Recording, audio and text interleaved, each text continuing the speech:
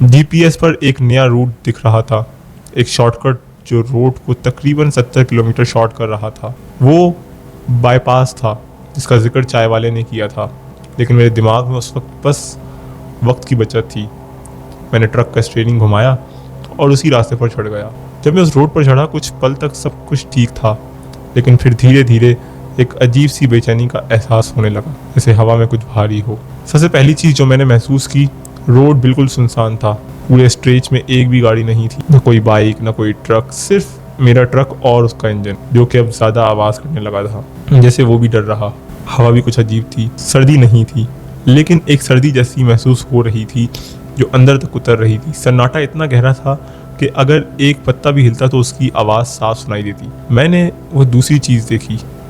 हर 2-3 kilometre पर एक जला हुआ साइन बोर्ड, लकड़ी और धात का बना हुआ, काला, जैसे किसी ने जानबूझकर आग लगाई हो उस पर लिखा था, वापस जाओ यहाँ मौत है।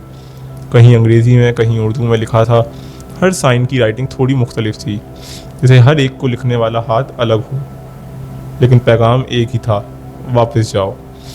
पहले तो मैंने सोचा कि ये किसी बदमाश गैंग का एरिया होगा या कुछ लोग जो शॉर्टकट रूट बंद करना चाहते हैं। शायद ये सब डराने का तरीका हो। मेरे जैसे कई ड्राइवर्स ऐसे थ्रेड देखकर रुक जाते होंगे, लेकिन मैंने हाईवे पर मौत के मुंह से ट्रक निकाला है। लेकिन उस वक्त मुझे अंदाज़ा नहीं था कि मैं जिस रास्ते पर चढ़ चुका हूँ वो कोई आम बाईपास नहीं था, वो था मुर्दा रोड। कुछ वक्त बाद जब मैंने घड़ी देखी तो 4:45 बजे गए थे। हवा का रवैया बदलने लगा था। ट्रक का डैशबोर्ड डिम लाइट में चमक रहा था, लेकिन बाकी सब कुछ अंधेरे में डूबा हुआ था। हेडलाइट सिर्फ चंद फुट तक की विजिबिलिटी थी।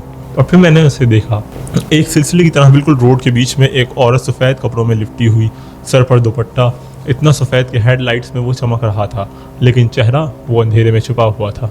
वो हिल भी नहीं रही थी, जैसे एक मुजस्मा हो, जैसे किसी ने उसे ज़मीन पर गिरा दिया हो। मेरी सांस रुक गई। रिफ्लेक्स से ब्रेक दबाया, ट्रक के टायर चलाए, एक तेज़ चीख सी हुई। सड़क पर पूरा ट्रक हिल गया, अंदर का सामान तक थरथराने लगा। दिल की धड़कन इतनी तेज़ थी कि लगता था कि स्टीयरिंग से भी ज़्यादा आवाज़ कर रही हो। लेकिन जैसे ही मैंने विंडशील्ड से दोबारा देखा, रोड बिल्कुल खाली था। न कोई सफ़ेद कपड़ों वाली औरत, न दुपट्टा, न कोई साया, जैसे कुछ था ही नहीं वहाँ पर। मैंने फ़ौरन टॉर्च निकाली और ट्रक से बाहर निकला। रात का सन्नाटा और ठंडी हवा अब सीधा जैसे जिस्म के अंदर उतर रही थी।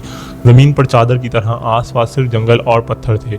मैंने हर तरफ 10 मिनट तक सर्च किया, घास, खाई, यहाँ तक कि ट्रक के नीचे तक देखा, कुछ नहीं था वहाँ पर।